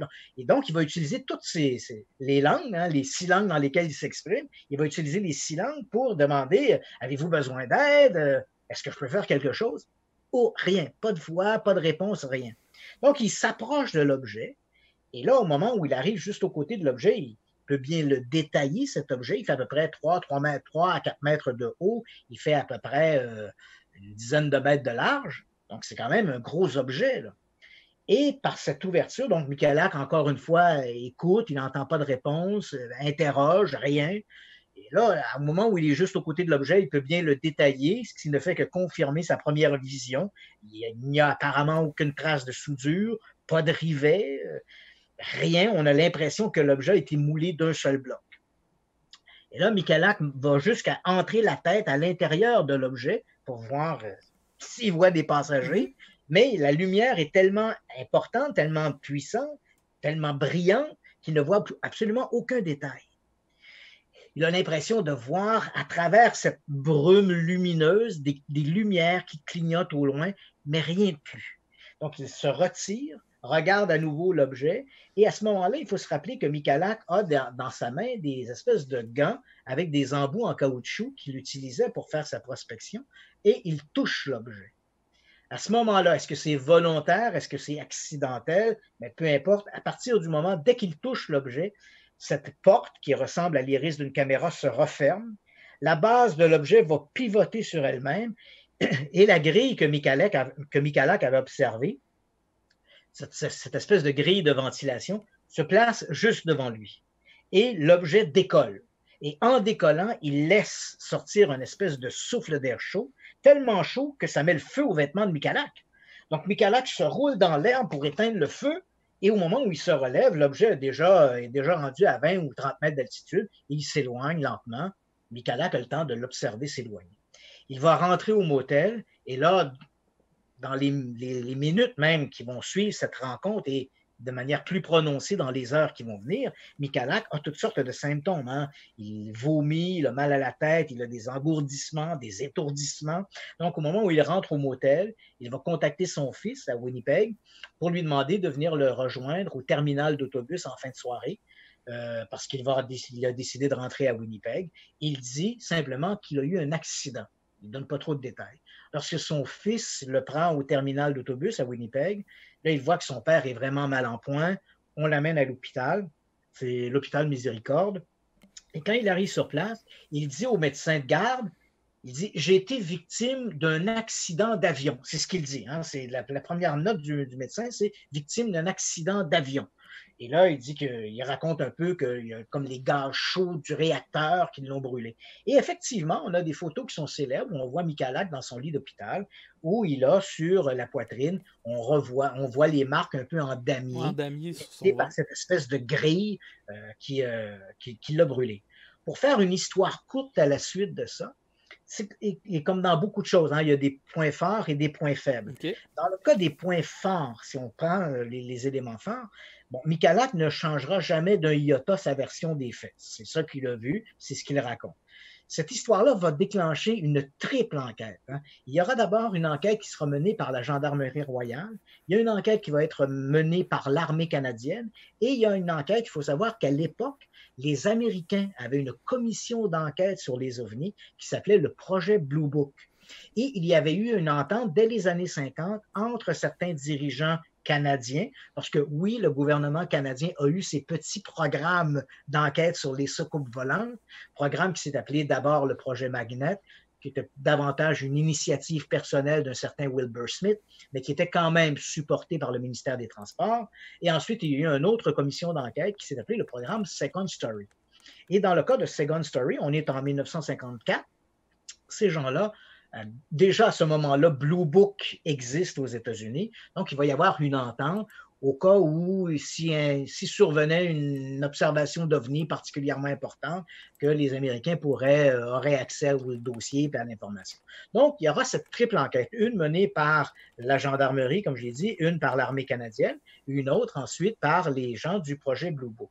Ces trois commissions d'enquête, entre guillemets, là, je mets le commission entre guillemets, ces trois commissions, ces trois enquêtes séparées vont conclure à la bonne foi de Michalak et ne trouveront pas d'explication à ce que Michalak a observé. Y avait-tu trouvé de la radiation sur le lieu où c'est que c'était arrivé? Bon, c'est ça. Donc, il y avait une légère radiation sur le lieu de l'observation. Lorsque les gens, les enquêteurs vont retourner sur place, on va trouver le fameux rocher. Il va quand même falloir à quelques reprises, hein, Michalak va devoir y retourner 3 ou 4 fois avant de retrouver exactement l'endroit où l'événement s'est produit. Mais lorsqu'on trouve l'endroit, on voit que le lichen, la mousse qu'il y avait sur le rocher a été soufflée, comme si visiblement un objet de grande taille s'était posé. On va trouver une légère radiation sur place, pas excessive par exemple, mais une légère radiation sur place qui est assez curieuse. Même à un moment donné, les gens du ministère canadien vont penser à interdire l'accès des lieux parce qu'on a peur que la radiation puisse être nocive. Éventuellement, on va conclure qu'elle est trop faible pour représenter une incidence sur la santé, mais néanmoins, on va trouver ces éléments-là. Et on ne trouvera pas d'explication. Hein. On a beau regarder dans les programmes canadiens du côté des Américains, on aurait pu penser à l'époque qu'on avait mis au point un engin volant en forme de disque, mais les années ont passé et un tel engin n'est jamais sorti. Si un tel engin existait, il n'est jamais sorti des hangars. Il faut savoir qu'on sait que dans les années 50, le Canada a développé un programme de soucoupe volante. L'armée américaine nous avait donné le contrat de développer une soucoupe volante. Ça s'appelle la soucoupe Avro. Mais la soucoupe Avro, ça avait l'air d'une grosse turbine circulaire. Ça n'a jamais volé à plus de 60 cm du tarmac. Puis ça n'avait aucune stabilité. Donc, le projet a été abandonné. Donc, parce que je sais que des gens pourront dire « Ouais, mais le Canada avait déjà travaillé au développement d'une soucoupe volante. » Oui, mais le programme de la soucoupe Avro a été abandonné en 1955. Donc, on est 12 ans avant l'incident Michalak. Et ce que Michalak a observé ne ressemble pas du tout à la soucoupe Avro, qui était vraiment autre chose. Donc, on n'a pas trouvé dans les années qui ont suivi, puis même aujourd'hui, les décennies qui ont suivi, on n'a pas vu sortir de quelconque usine, de quelconque hangar, une machine volante semblable à ce que Michalak a décrit. C'est vrai que les blessures revenaient aux années? Oui, oui. Okay. Donc Michalak, d'ailleurs, n'a jamais fait d'argent avec cette histoire-là. Hein. Il a fait imprimer à un moment donné un petit fascicule d'une dizaine de pages brochées, mais c'était pour éloigner les journalistes parce que sa femme ne pouvait plus supporter les journalistes qui, à toute heure du jour, les cognaient à la porte pour avoir une entrevue avec Michalak. Donc, Michalak, qui avait un ami qui était imprimeur, a raconté son histoire dans un petit dépliant qui était broché. Et quand les journalistes venaient frapper à la porte, Mme Michalak donnait le fascicule aux gens en disant hey, « Toute l'histoire est là, merci, bonsoir. » Donc, c'est un peu pour se débarrasser des curieux. Donc, Michalak n'a jamais fait de sous avec ça. Et non seulement il n'a jamais fait de sous, mais ces brûlures qu'il avait sur l'abdomen, au début, elles étaient si importantes, ça empoisonnait littéralement sa vie. Hein. Son état de santé s'est dégradé de manière drastique après cette rencontre, qu'il a dû se faire soigner à la clinique Mayo du côté des États-Unis, au Missouri, et il a payé de ses propres poches les frais médicaux. Mon Dieu. Et bon, il n'y avait pas de remboursement avec ça, puis il n'a pas écrit de livre, il n'a pas fait de film, bon, rien. La seule entrevue que Michalak, après l'incident, bien sûr, il a donné quelques entrevues aux radios, aux journaux locaux, mais après ça, la seule entrevue que Michalak a jamais donnée à la télévision, c'est en 1993, à l'insistance de ses fils. Michalak était âgé. Donc, à l'insistance de ses fils, il a accepté de donner une entrevue à la série américaine Unsolved Mysteries. Mais c'était parce que ses fils insistaient pour qu'il raconte son histoire. Parce que Michalak n'avait aucun intérêt là-dedans. Et jusqu'à sa mort, Michalak n'a jamais parlé que c'est un engin extraterrestre. Il est toujours resté un peu sur l'impression qu'il avait vu une espèce de prototype militaire secret, mais sans pouvoir exactement mettre un nom là-dessus. Et c'est vrai, comme tu l'as mentionné, donc après qu'il a été soigné pour ses brûlures, donc tout ça a disparu, mais de manière cyclique, à peu près chaque année, quand arrivait à la période du mois de mai, période où il avait observé cet objet, il vivait une espèce d'éruption cutanée qui retraçait un peu le damier sur sa poitrine de ses brûlures originales. Mais si je demande à Christian Page, est-ce qu'il y a un semblant d'explication pour cette histoire-là? Non, je n'en ai pas. Non? Il y a des éléments faibles. Ouais, c'est quoi les éléments faibles? Il y a des éléments faibles. Mais ça ne doit pas nous faire perdre de vue l'expérience. Mais il y a des éléments sur lesquels on peut se questionner. Il faut savoir qu'à moins d'1 kilomètre de l'endroit, bon, Michalak dit, je vois ces engins-là, au départ, ils sont deux, l'un d'entre eux se pose, au moment où l'objet décolle, il y a cette espèce de gaz brûlant, ça met le feu aux broussailles autour de lui. Donc, on s'imagine une scène importante.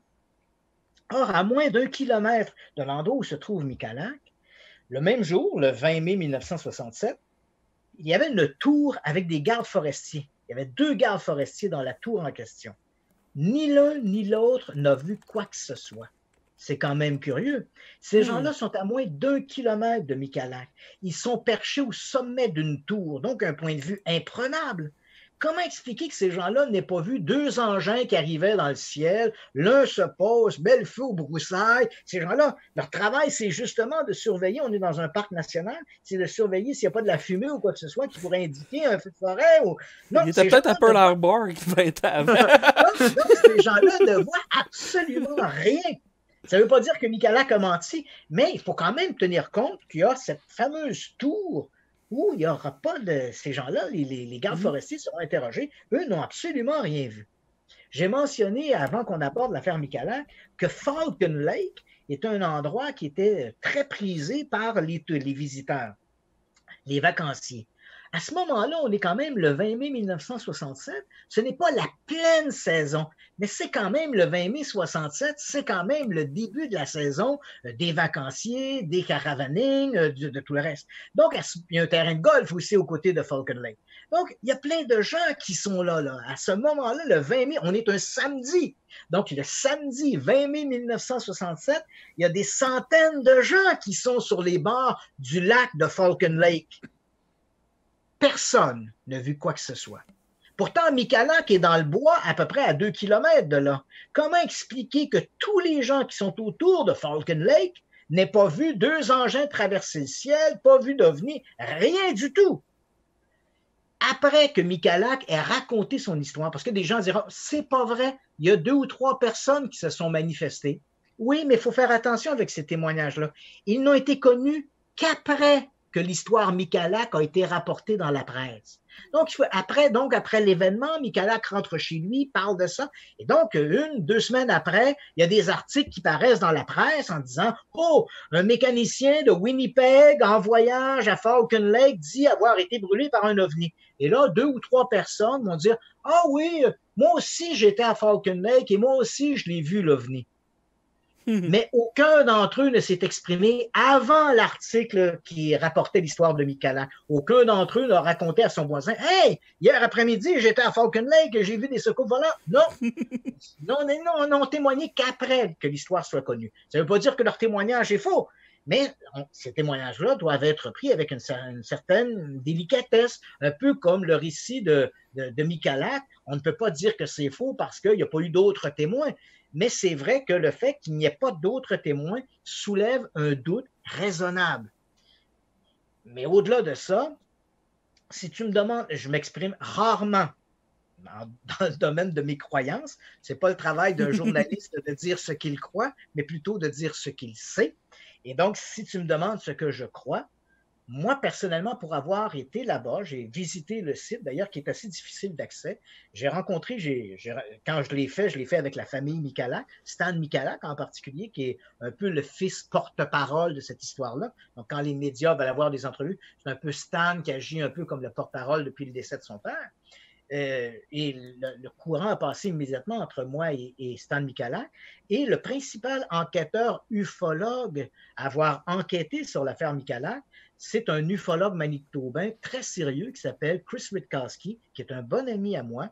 Et je sais que j'ai rarement des mots qui sont aimables envers les ufologues, parce que c'est souvent un peu des zigotos de n'importe quoi, mais bon, il y a quelques exceptions, et Chris Witkowski, de ce nom, c'est un individu excessivement critique, qui fait preuve d'un excellent bon sens lorsqu'on parle de questions d'OVNI, très rigoureux dans son approche, et Chris Witkowski a été le type qui, d'ailleurs c'est assez amusant parce que Witkowski non seulement a été le principal enquêteur disons, privé, personnel, ufologue sur l'histoire de Michalak.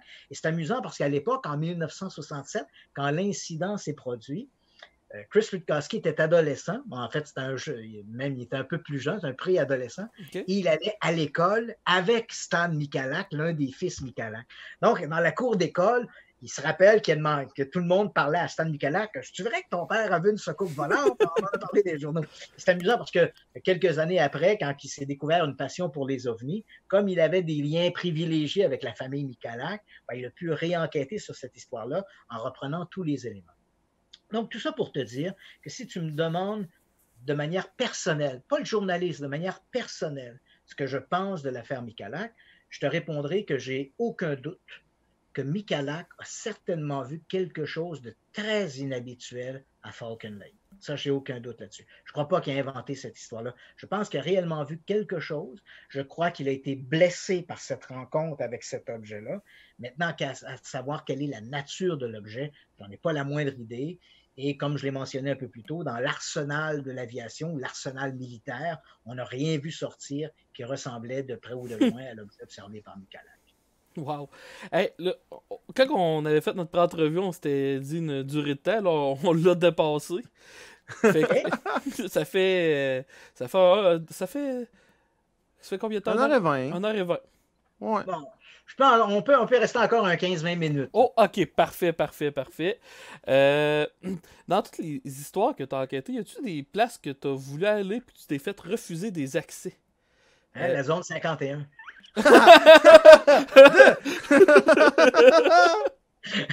Parce que, évidemment, la zone 51, tout le monde connaît cet endroit-là.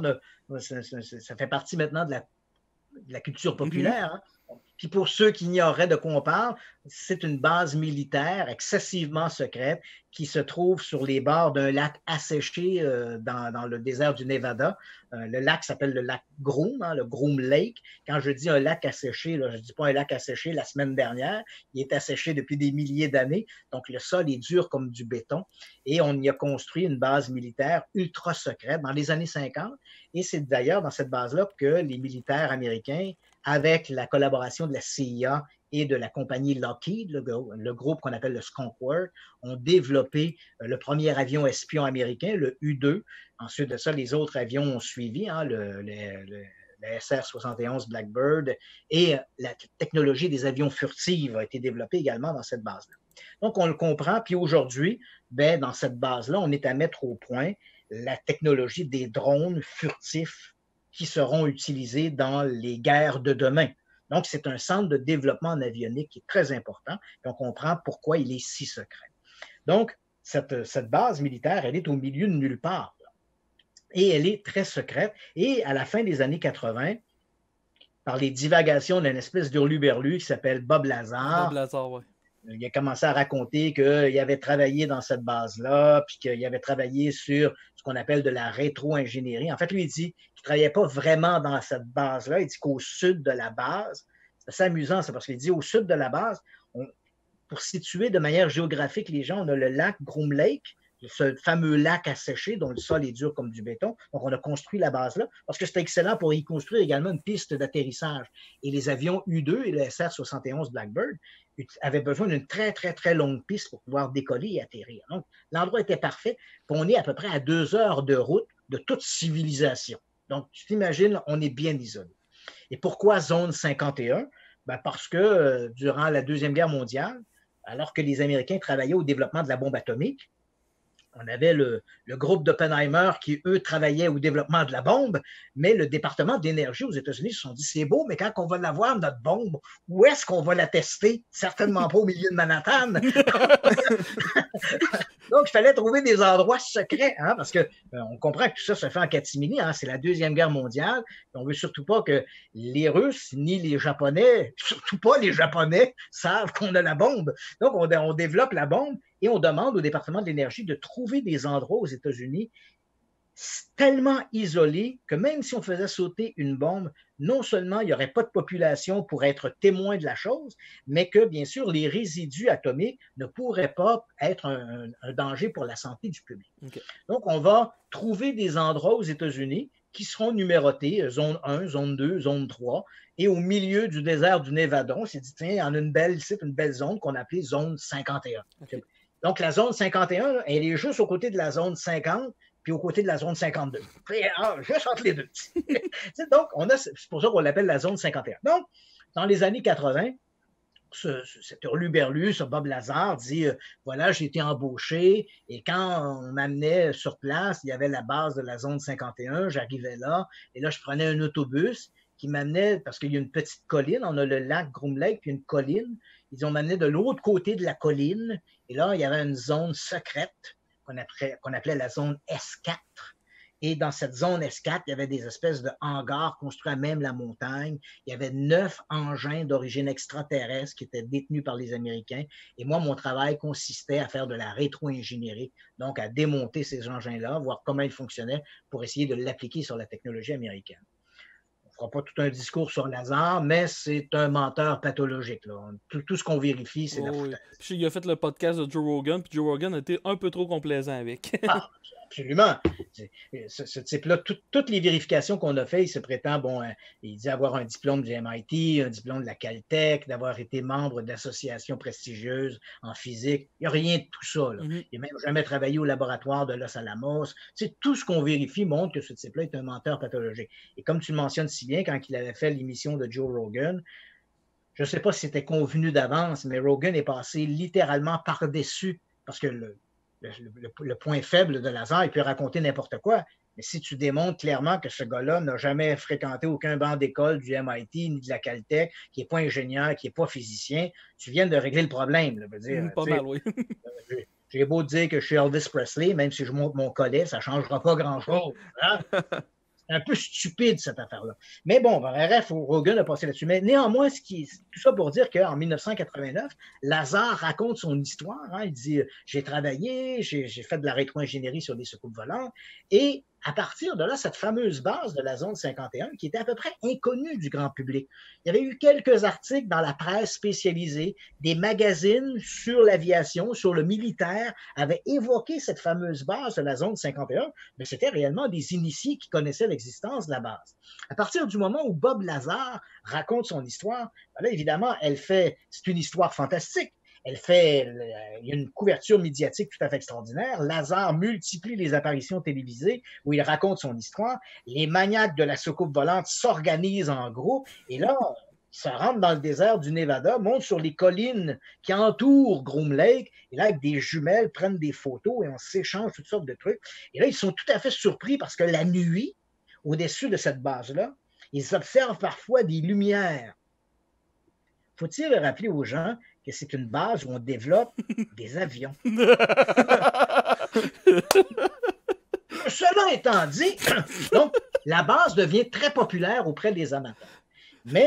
Et aujourd'hui, ben encore, elle fait partie de la culture populaire. On l'a récupérée dans des films comme Independence Day, la série X-Files a évoqué la zone 51. Je pense qu'aujourd'hui, on ne peut plus parler de la question des ovnis sans évoquer la zone 51. Donc, à un moment donné, je tournais une série. D'ailleurs, on voit l'affiche derrière moi. C'était Enquête sur les ovnis. C'était pour Z-Télé. Et d'ailleurs, l'image qu'on voit derrière moi, si je me tasse, c'est justement la soucoupe Bob Lazar au-dessus de Groom Lake. Donc, on s'est rendu là-bas. C'est assez amusant parce que quand on arrive, on est quand même à peu près à 20 km, entre 15 et 20 km de la base. Donc, ça, c'est le plus proche qu'on peut approcher. Okay. Et là, il y a une guérite qui nous empêche d'aller au-delà.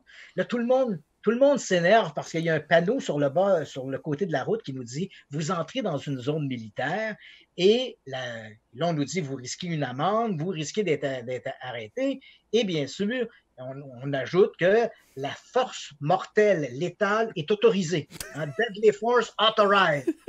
Là, tout le monde dit c'est vraiment extraordinaire à la base. Ça doit être super secret à la base de la zone 51. Non! Toutes les bases militaires américaines, on touche la même affiche où on nous dit que l'utilisation de la force létale est autorisée. C'est pas typique à la base de la zone 51, c'est comme ça sur toutes les bases américaines. Néanmoins, quand on arrive à cette fameuse guérite, c'est un peu irréel parce qu'on est au milieu du désert. On a une petite route au milieu du désert, tu arrives à une guérite, merci, bonsoir, tu passes pas là. Et là, il y a cette affiche-là qui nous dit qu'on risque d'être arrêté. Et là, si on est attentif, on regarde autour de nous, on est dans ce qu'on appelle aux États-Unis le mesa, c'est-à-dire une espèce de désert avec quelques petites touffes, là, des buissons par-ci, par-là. Et si on est attentif, on regarde autour, on voit assez rapidement des espèces de camions 4x4 qui sont stationnés sur le sommet de quelques dunes. Et là, il y a des hommes qui sont là, qui observent à la jumelle cette fameuse route-là. Ils passent leur journée à surveiller cette entrée-là. Il suffit de franchir ce portail-là et vous allez immédiatement vous faire arrêter par ces individus-là et ils n'entendent pas arriver. Alors moi, j'arrive là avec mon équipe de tournage, on tourne Enquête sur les ovnis. Et là, on arrive à la guérite. Évidemment, on se prend tous en photo devant la guérite. On est à la zone 51. Et là, il y a une petite anecdote amusante. Comme c'est une guérite pour que les gens puissent visualiser, un peu comme les guérites qu'on trouve sur le bord des voies ferrées. Hein? Donc, lorsqu'il y a un passage à niveau, on a ce fameux bras qui nous empêche de passer. Donc, on peut passer en dessous ou on peut passer par-dessus. Donc là, moi, je me suis amusé à 2-3 reprises à passer en dessous de la guérite. Là, je disais à mon caméraman, je disais, là, tu vois, je suis dans la zone 51. Je repassais sous la guérite, là, je disais, là, je suis juste avant la zone 51. J'ai fait ça 2-3 fois pour m'amuser, mais ça n'a pas plu beaucoup aux gens qui nous ont dans le studio. Parce que je pense que c'est la 2e ou 3e fois, ils ont déclenché le gyrophare avec une espèce de sirène. Là, on a compris, on a dit, bon, on remballe notre matériel, notre visite vient de s'arrêter ici, on a sacré notre camp, tu sais. Mais bon, non, je n'ai pas été plus loin. Et ce que j'ai fait n'est pas un exploit. Tous les gens qui vont là peuvent se rendre à cette porte-là. En fait, il y a 2 portes, la porte avant et la porte arrière, qu'on dit, dans le coin. On est tout près d'un petit village qui s'appelle Rachel. Il y a, de mémoire, je pense qu'il y a 70 habitants dans le village de Rachel. Donc, c'est 3 ou 4 caravanes au milieu du désert. Il y a un petit restaurant qui s'appelle l'Alien. Alien, hein, bière et couché, là, tu sais, là, Alien. Écoute, il y a 3 chambres là. Puis tous les gens du coin sont là à boire une bière. Et c'est là que j'ai vu la plus belle collection de photos floues de soucoupes volantes de toute ma vie. Il y a un mur derrière le bar. Il doit y avoir à peu près 200 photos de Takela, des gens qui reviennent de la zone 51. Ils disent tous avoir vu des ovnis. Mais bien sûr, c'est une extraordinaire collection de photos floues. Mais bon, je n'ai pas pu aller plus loin que ça. Ça, c'est un peu amusant, mon souvenir de la zone 51. Mais c'est vrai que c'est bien de souligner ça. Le fait d'être journaliste et le fait de tourner des documentaires pour la télévision, je suis quand même un peu un privilégié parce que j'ai pu aller à plein d'endroits, que ce soit pour les ovnis ou je pense notamment à une série que j'ai faite pour le canal Évasion il y a quelques années qui s'intitulait À la recherche des reliques saintes. qui a été ensuite de ça, c'est une série qui a été primée et rediffusée sur Netflix, sur plein d'autres chaînes, d'autres plateformes. Et dans cette série-là, donc, j'enquêtais sur des objets qui avaient marqué l'histoire de la chrétienté, donc des artefacts qui avaient marqué l'histoire de la chrétienté. On a débordé un peu là, dans le, je peux dire, dans le judaïsme avec l'arche de Noé, l'arche d'Alliance, qui est beaucoup plus proche, en fait, qui relève de l'Ancien Testament, la Torah hébraïque. Donc, on a regardé ça, mais surtout, on s'était arrêté à la couronne d'épines, la Sainte Tunique, le Saint-Suaire de Turin. Donc, quelle est l'histoire de ces objets-là? Et c'est vrai que quand j'ai fait cette série-là, on a visité plein de musées à travers le monde, des lieux historiques, et on avait des accès qui étaient tout à fait incroyables. Que le commun des mortels ne peut pas imaginer obtenir. Là, je veux dire, visiter, par exemple, les réserves du Louvre, visiter les réserves du British Museum.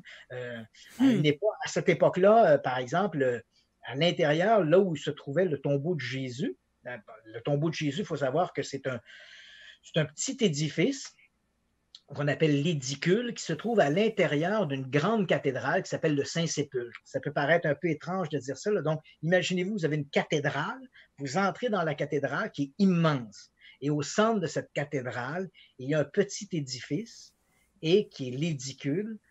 Et croyez-le ou non, là, tout ça, c'est supposé être construit sur l'endroit où se trouvait, en fait, où s'est passée la Passion du Christ. Hein. À un bout de cette grande cathédrale, vous avez un morceau du rocher, le Golgotha, où le Christ aurait été crucifié, et à l'autre bout de la cathédrale, vous avez le tombeau où Jésus a été déposé. Donc, tout ça, donc on s'imagine un peu cette image. Hein, on a tous en tête des images de l'histoire sainte de la Passion du Christ. Donc, imaginez-vous que l'endroit où on a crucifié Jésus, si on se réfère aux évangiles, au récit des évangiles, donc l'endroit où on a crucifié Jésus et l'endroit où le Christ a été mis dans son tombeau, en fait, c'est tout proche, c'est quelques dizaines de mètres qui les séparent seulement. Là. Donc, cette tombe qui avait été donnée par un certain Joseph d'Arimathie pour qu'on puisse mettre le corps de Jésus est tout près de l'endroit où il a été crucifié. Et ultimement, les siècles s'écoulant, on a rasé tout ça, on a construit une cathédrale par-dessus tout ça, mais on a gardé les éléments principaux, à savoir le rocher du Golgotha où le Christ a été crucifié. Et d'ailleurs, c'est amusant parce que c'est comme au deuxième étage de la cathédrale, et quand on arrive là, c'est des souvenirs, tu sais, je te parle de ça, j'ai des souvenirs là, fabuleux. J'imagine. On arrive là, et il y a une espèce d'autel, et on doit s'approcher de l'autel à genoux, et il y a un trou dans le plancher où on peut mettre notre main et on peut toucher le sommet du rocher où on dit que le Christ a été crucifié. Wow. Et le rocher, il est fendu, hein, comme le disaient les évangiles, hein, lorsque, après la crucifixion du Christ, le courroux de Dieu, hein, l'orage, le rocher s'est fendillé, mais on peut voir cette faille-là dans le rocher, on peut y toucher, mettre notre main et toucher au rocher. Que l'on soit croyant ou non, c'est l'histoire. On touche à l'histoire. Hein, c'est fascinant. Et là, ensuite, on descend au premier étage de la cathédrale. Il y a à l'autre bout de la cathédrale ce petit édifice, l'édicule, qui a été construit sur l'endroit où était le tombeau du Christ. Et on a à l'intérieur une dalle, et ça, c'est extraordinaire, parce que la télévision, on n'avait pas, tu sais, à ce moment-là, l'édicule était en réparation, donc c'était pas autorisé au public. Et nous, on est arrivé là avec les caméras, on est entré là-dedans. Écoute, c'est indescriptible le plaisir qu'on a à faire des trucs comme ça. Donc, il y a cette fameuse dalle de pierre où, selon les croyants, selon les évangiles, le corps du Christ a été déposé lorsqu'on l'a mis au tombeau. Donc, ce sont des éléments qui sont très riches de la chrétienté. Et je dois t'avouer, dans ce cas-là particulièrement, les tournages à Jérusalem sont très difficiles et on avait une aide, et je dois le souligner, on a eu une aide du Vatican, juste au côté de la vieille ville de Jérusalem qui est entourée d'une muraille. On a l'Institut pontifical qui est situé juste à côté et grâce à une entente qu'on avait avec le Vatican, écoute, on s'est promené dans ces lieux-là avec une espèce de carte blanche. On allait n'importe où, on faisait n'importe quoi. C'était, mais tout à fait fantastique. Et ça a été la même chose, par exemple, on est allé, on a visité en fait toute cette région-là du monde pour ces reportages-là. Donc, on est parti de l'Israël, on est allé en Égypte, donc on est entré dans les pyramides d'Égypte, en fait, dans la pyramide de Khéops. Il y a comme toutes sortes de trucs qui sont fabuleux, là. Et tu reviens de ça, tu as des images en tête qui vont rester pour une vie, là, tu sais, je veux dire. C'est amusant parce que je regarde des fois des photos qu'on a prises. Et des fois, je me dis, c'est dommage que je n'ai pas pris plus de photographies parce que j'étais comme omnubilé par le moment. Tu comprends, tu es tellement dans le moment, c'est tellement magique. Puis je sais que le caméraman est là. On a eu plusieurs caméramans, mais un en particulier qui était Patrice Massenet, qui travaillait à Radio-Canada. Donc, s'il voit le podcast, je le salue. Mais écoute, on était dans le moment, là. Massenet tenait la caméra, puis était comme « Ah, ouais, c'est fantastique ». Puis moi, j'étais dans le même moment, c'est « Oh, c'est fantastique ». Puis là, moi, je savais que Massenet tournait des images, donc à quoi me servait de prendre des photos? Aujourd'hui, je le regrette un peu parce que j'aurais voulu que mon album photo soit plus garni, mais c'est des moments qui sont fabuleux. Wow. Que ce soit cette série-là sur les Rolixins ou que ce soit les séries que j'ai fait, par exemple, sur les ovnis, Enquête sur les ovnis, qui reste pour moi un moment, la série sur les ovnis importante que j'ai faite parce qu'on avait un budget. La télévision, il y a eu énormément de coupures dans les budgets pour la télévision et je dirais, Enquête sur les ovnis, on a tourné ça de mémoire, on est à la fin 2003, début 2004. C'est dans les dernières années où on avait ce qu'on pourrait dire en télévision québécoise, des beaux budgets pour faire du documentaire. Ça nous permettait de voyager, d'aller partout.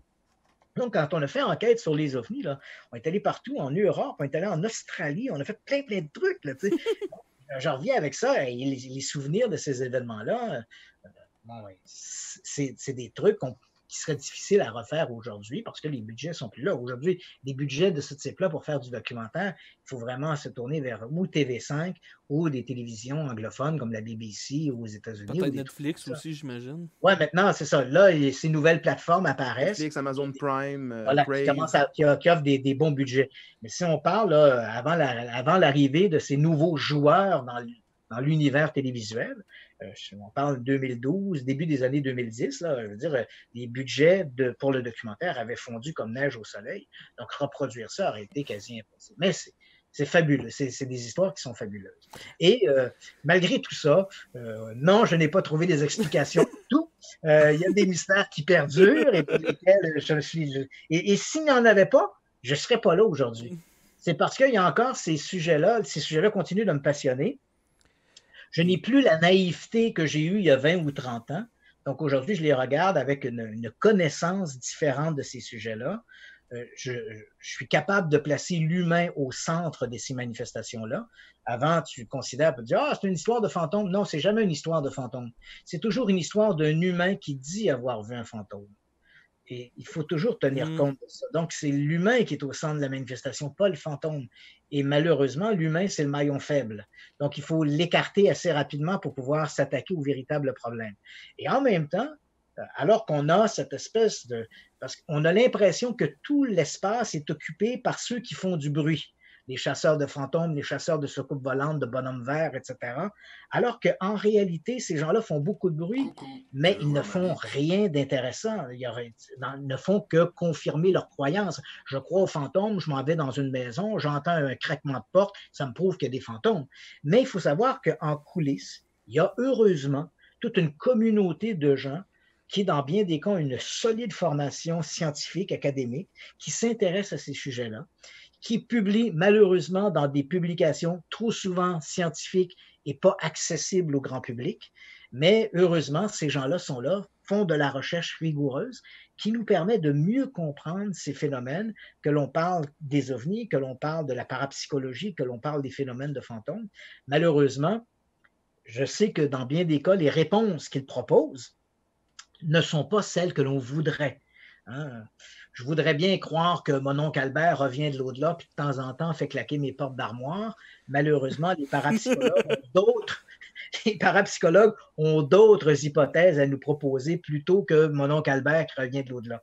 Ça ne fait pas mon affaire, mais malheureusement, c'est quand même une recherche qui se fait, une recherche pointue et qui est plus rigoureuse que les chasseurs de fantômes qui se promènent avec le gadget de la quincaillerie.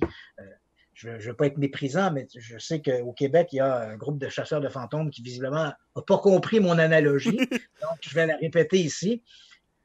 C'est que c'est pas parce que tu donnes un outil à quelqu'un qu'il devient cet artisan-là. C'est pas parce que tu as un marteau entre les mains que tu es menuisier. Mhm. Hein? Et j'ai souvent fait l'analogie, on aurait beau donner une calculatrice à un chimpanzé, on n'en fera jamais un mathématicien. Donc, c'est un peu ça, malheureusement. Dans le cas des chasseurs de fantômes, ils ont l'impression que parce qu'ils sont scientifiques, parce qu'ils ont des appareils, parce qu'ils ont une caméra infrarouge, un appareil thermal. Non, ce ne sont que de la quincaillerie. Ces gens-là n'ont pas la formation pour essayer de décanter collectivement ou que ce soit collectivement dans leur groupe ou même individuellement cette information. Et là, ils font toutes sortes d'interprétations un peu à tirer par les cheveux de ça. Mais laissons la recherche aux scientifiques, puis bon, laissons voir ce que eux en disent. Mais Puis, oui. je vais m'en aller vers la conclusion en justement. J'invite tout le monde qui écoute à se procurer vos livres. Moi, personnellement, je pense que j'en ai 4 ou 5.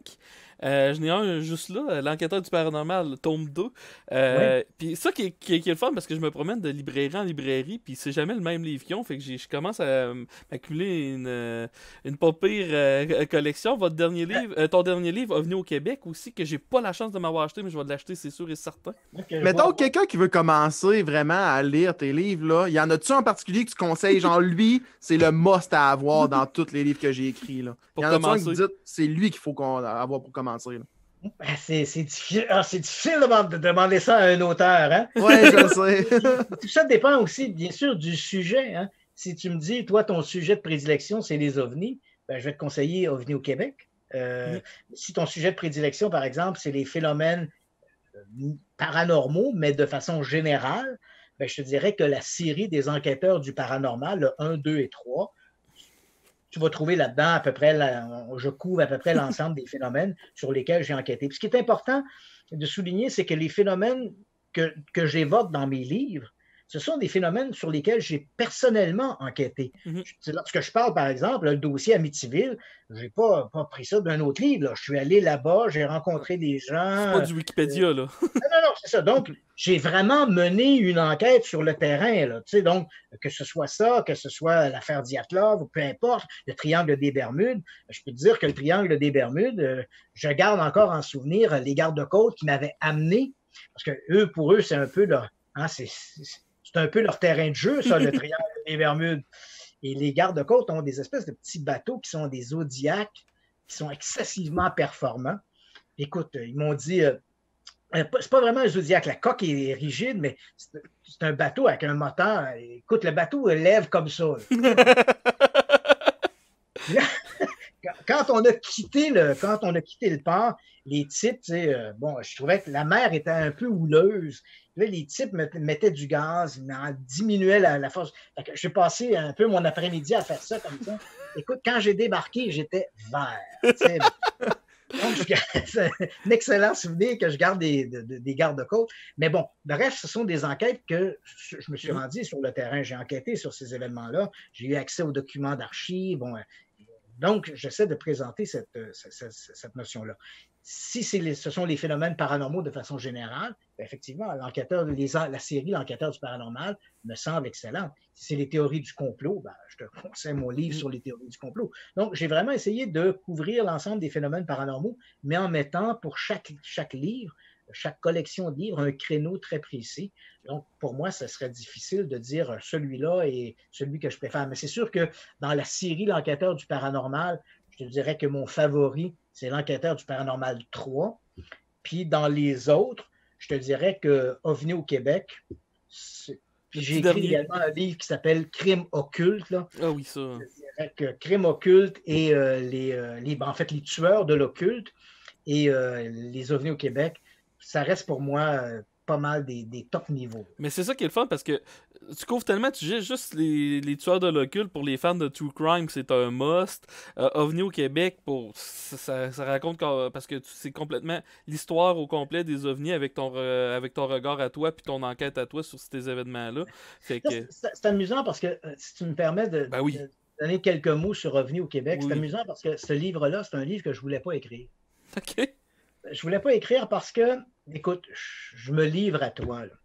Moi, j'ai été pendant une vingtaine d'années membre d'associations au Québec qui ont été les OVNI. Bon, j'ai été membre d'SOS OVNI, j'étais le directeur de MUFON Québec, etc.